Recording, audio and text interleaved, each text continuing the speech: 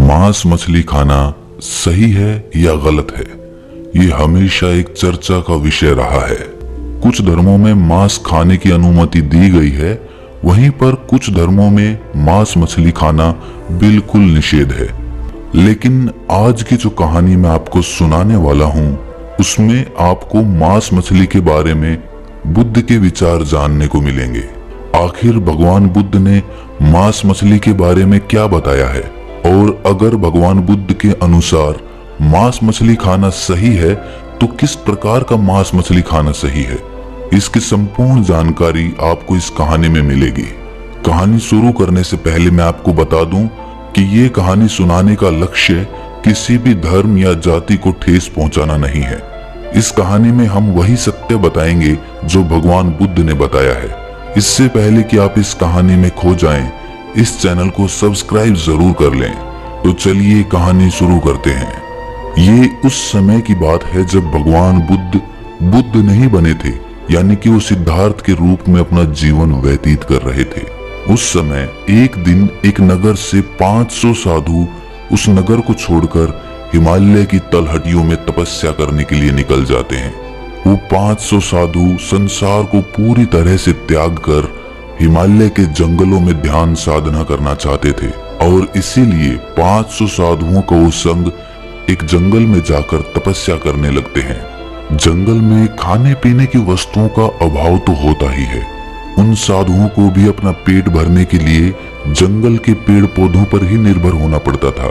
वो जंगली पेड़ों से ही फल इत्यादि तोड़कर अपना पेट भरते थे। ऐसे ही जीवन बिताते हुए उन्हें तकरीबन 1 साल बीत गया था। लेकिन जंगल में एक समस्या थी, वहां पर नमक नहीं मिल सकता था, और इसीलिए उन साधुओं को बिना नमक का खाना खाना पड़ता था। और अगर एक इंसान को खाने में नमक ना मिले तो उसका शरीर धीरे धीरे बीमारियों से ग्रस्त होने लगता है। नमक या खटाई इंसानी शरीर का संतुलन बनाए रखने के लिए बहुत जरूरी होता है। जब साधुओं को इस बात का एहसास हुआ कि उन्हें स्वस्थ रहने के लिए खाने में नमक लेना चाहिए, इसीलिए वो 500 साधु उस जंगल से निकलकर पास के ही एक गांव में चले जाते हैं। उस गांव के लोग उन साधुओं का बहुत आदर सत्कार करते हैं, उन्हें अच्छे अच्छे व्यंजन खाने के लिए देते हैं। कुछ दिन वहां रहने और स्वस्थ होने के बाद वो साधु फिर से जंगल में लौट आते थे, और इस प्रकार वो साधु हर साल एक बार उस गांव में जाकर अपने शरीर की सारी जरूरतें पूरी कर लेते थे। गांव के लोग भी उनका आदर सत्कार करके बहुत खुश होते थे। ऐसे ही 4 साल बीत गए। साधु आते, उस गांव में रहते और गांव के लोगों को ज्ञान का उपदेश देते हुए कहते कि मांस मछली खाने वाला आदमी अशुद्ध हो जाता है, इसीलिए धर्म का पालन करने वाले आदमी को मांस मछली से परहेज करना चाहिए। और इसी तरह और भी ज्ञान की बातें बताकर वो साधु जंगल में वापस लौट जाते। ऐसे ही 4 साल बीत चुके थे। इस अवधि के दौरान सिद्धार्थ महात्मा बुद्ध बन चुके थे, और एक दिन महात्मा बुद्ध उसी गांव में आते हैं। कुछ दिन उस गांव के लोगों के साथ वहीं पर रहते हैं और उन्हें सत्य के ज्ञान से परिचित कराते हैं। इससे उस गांव के लोगों का विवेक जागृत हो गया, और कुछ दिन वहां रहने के बाद महात्मा बुद्ध उस गांव को छोड़कर किसी और जगह पर चले जाते हैं। ऐसे ही जब कुछ दिन और बीत जाते हैं तो वो 500 साधु वापस उसी गांव में आते हैं। लेकिन इस बार गांव वालों का रवैया एकदम बदला हुआ था। ये देखकर उन साधुओं को आश्चर्य होता है। न पहले की तरह उन साधुओं की सेवा पानी हो रही थी, और न ही कोई उनके ज्ञान को सुनने के लिए उत्सुक था। ये बात उन साधुओं के दिल पे कुल्हाड़ी की तरह चोट कर गई, और उन्होंने उस गांव के मुखिया से पूछा कि आखिर बात क्या है। पहले तो हम जब भी आते थे हमारा सेवा सत्कार होता था, सब लोग ज्ञान की बातें सुनते थे, लेकिन इस बार तो पूरा माहौल बदला हुआ है। ऐसा हमारे पीछे से इस गांव में क्या हो गया? क्या किसी ने गांव वालों को बहका दिया? ये सुनकर उस गांव का मुखिया कहता है कि बहकाया किसी ने नहीं है महाशय, सत्य का मार्ग दिखा दिया है। कुछ समय पहले बुद्ध इस गांव में आए थे और उन्होंने ही सत्य के ज्ञान का मार्ग लोगों को दिखाया। जिससे यहाँ के लोगों की सारी भ्रांतियां टूट चुकी हैं। ये सुनकर एक साधु पूछता है, क्या सच में बुद्ध आए थे यहाँ पे? उन्होंने क्या ज्ञान दिया, हमें भी बताओ।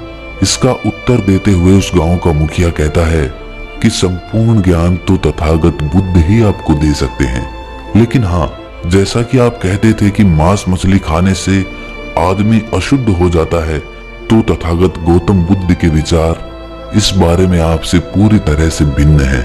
ये सुनकर वो साधु कहता है कि फिर तो कोई और बेरूपी आया होगा।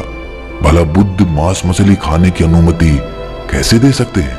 लेकिन फिर भी उन साधुओं ने निश्चय किया कि जिस आदमी को ये गांव वाले बुद्ध कह रहे हैं, एक बार उससे मिलना तो जरूर चाहिए। क्या पता वो सच में बुद्ध हो, तो उनके द्वारा हमें भी ज्ञान का मार्ग पता चल जाए। और यही सोचकर वो 500 साधु बुद्ध को ढूंढते ढूंढते आखिर में उनके पास पहुंच जाते हैं। उनके पास जाकर एक साधु उनसे पूछता है कि हे बुद्ध, आपने उन गांव वालों को कहा कि मांस मछली खाने से आदमी अशुद्ध नहीं होता है, तो क्या आप प्राणी हत्या के समर्थक हैं, या फिर गांव वालों के द्वारा आपके बारे में ये अफवाह उड़ाई जा रही है? कृपया करके हमें सत्य बताने का कष्ट कीजिए। ये सुनकर बुद्ध कहते हैं कि अगर मांस खाने से पाप लगता है, तो मांस ना खाने से तो पुण्य मिलता होगा। लेकिन हम कितने ही शाकाहारी पशुओं को देखते हैं, जैसे कि बकरी, गाय इत्यादि। वो अपने जीवन पर्यंत सिर्फ घास फूस ही खाते हैं, तो क्या उनका जीवन पुण्य से भर जाता है? और जहां तक मांस मछली ना खाने की बात है, 3 परिस्थितियों में आदमी को मांस मछली का सेवन नहीं करना चाहिए। उनमें से सबसे पहली परिस्थिति है कि अगर किसी आदमी ने अपनी आंखों के सामने किसी जीव की हत्या होते देखी है, तो उसे उस जीव का मांस ग्रहण नहीं करना चाहिए। दूसरी परिस्थिति है कि अगर किसी मनुष्य के कानों में ये बात पड़ जाए कि तुम्हें मांस खिलाने के लिए उस जीव की हत्या की गई है, ऐसी स्थिति में भी आदमी को उस मांस का सेवन नहीं करना चाहिए। और तीसरी परिस्थिति है कि अगर किसी आदमी के मन में शंका है कि ये मांस किसी जीव को मारकर विशेष रूप से मेरे लिए ही बनाया गया है, तो ऐसी परिस्थिति में भी उस मांस का सेवन नहीं करना चाहिए। जब आदमी अपनी आंखों के सामने किसी जीव की हत्या होते देखता है या फिर उसके बारे में सुनता है, तो आदमी का चित्त उस जीव की चीख पुकार भी महसूस कर पाता है। ऐसी परिस्थिति में वो आदमी हिंसा का समर्थन कर रहा होता है। इसके विपरीत अगर आदमी ने अपनी आंखों के सामने जीव हत्या होती नहीं देखी, या फिर उसने अपने कानों से जीव हत्या के बारे में ये नहीं सुना कि ये जीव विशेष रूप से आपके लिए मारकर तैयार किया गया है, या फिर उसके मन में कोई शक भी नहीं है, तो इन तीनों परिस्थितियों में आदमी मांस का सेवन कर सकता है। ये बात समझने योग्य होती है कि जीव के मरने के बाद उसका शरीर तो बेकार ही होता है, उस मांस को तो किसी भी परिस्थिति में मिट्टी बनना ही है। इसीलिए अगर कोई आदमी मांस खाना चाहता है, तो वो मांस की दुकान पर वही मांस खरीदे जो पहले से ही कटा हुआ है, क्योंकि ऐसी परिस्थिति में ये आदमी उस जीव की हत्या का कारण नहीं बना, इस हत्या का कारण कोई और है। बस ध्यान रखने की बात यह है कि मनुष्य को खुद किसी भी रूप में प्राणी हत्या का पाप अपने सर पर नहीं लेना है। अगर कोई जीव पहले से ही कटा हुआ है, तो उस प्राणी हत्या का पाप उस आदमी के सर पर नहीं लगेगा, वो उसके सर पर लगेगा जिसने उस प्राणी की हत्या की है। लेकिन वहीं पर अगर वो आदमी विशेष रूप से उस जीव को मारने के लिए कहता है, तो फिर वो आदमी पाप का कारण बन जाता है। अगर किसी आदमी को किसी ने भोजन के लिए आमंत्रित किया है और इस आदमी के मन में ये शक है कि ये मांस जो पकाया जा रहा है ये विशेष रूप से मेरे लिए ही तैयार किया गया है, तो ऐसी परिस्थिति में भी उस आदमी को मांस का सेवन नहीं करना चाहिए।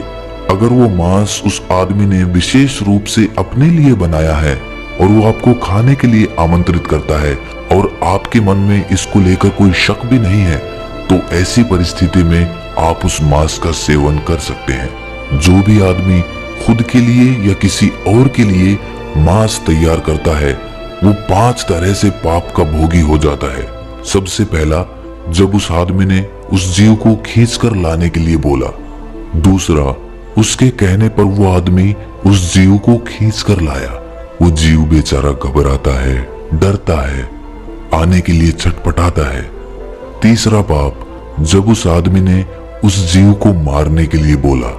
चौथा पाप, उसके कहने पर उसके सेवक ने उस जीव की हत्या कर दी। और पांचवा पाप, जब उसने वो मांस किसी को खाने के लिए दिया। इस तरह से एक आदमी 5 तरीके से पाप का भागी हो जाता है। यहाँ पर बुद्ध ने 10 जीवों का मांस खाने से मना किया है, जो कि अलग अलग घटनाओं पर आधारित है। वो घटनाएं तो हम आपको नहीं बता सकते, लेकिन वो 10 जीव मैं आपको बताने जा रहा हूँ।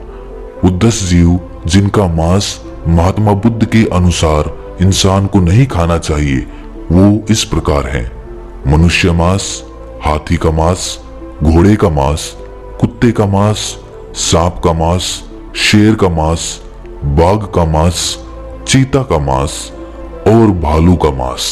ये ज्ञान जो आपने इस कहानी में सुना, वो पूर्ण रूप से महात्मा बुद्ध के द्वारा बताया गया है। इसमें हमारी तरफ से ना ही कुछ जोड़ा गया है और ना ही कुछ घटाया गया है। ये सारा ज्ञान सुनने के बाद वो 500 साधु महात्मा बुद्ध के समक्ष अपने हाथ जोड़कर उन्हें भी अपने संग में शामिल करने के लिए आग्रह करते हैं। तो दोस्तों, जब भी आप मांस खाने का विचार बनाएं, तो बुद्ध की इन बातों को ध्यान में रखकर अगर आप मांस का सेवन करेंगे तो आप प्राणी हत्या के पाप से बच जाएंगे। जब भी आप किसी चिकन शॉप पर जाते हैं तो पहले से कटा हुआ मांस ही खरीदें। अपने लिए विशेष रूप से किसी मुर्गे या बकरे को ना कटवाएं। अगर आपके कानों में कहीं से ये बात आ जाए कि ये मांस विशेष रूप से आपके लिए काट कर तैयार किया गया है, तो भी उस मांस का सेवन नहीं करना चाहिए। और तीसरी परिस्थिति, अगर आपके मन में शक पैदा हो गया कि ये मांस विशेष रूप से मेरे लिए ही तैयार किया गया है, तो ऐसी परिस्थिति में भी उस मांस के सेवन से परहेज करना चाहिए। तो दोस्तों, कैसी लगी आपको ये कहानी कमेंट सेक्शन में जरूर बताएं, और अच्छी लगी तो इस चैनल को सब्सक्राइब जरूर कर लें। तो मिलते हैं अगली कहानी में, तब तक के लिए अपना ख्याल रखें।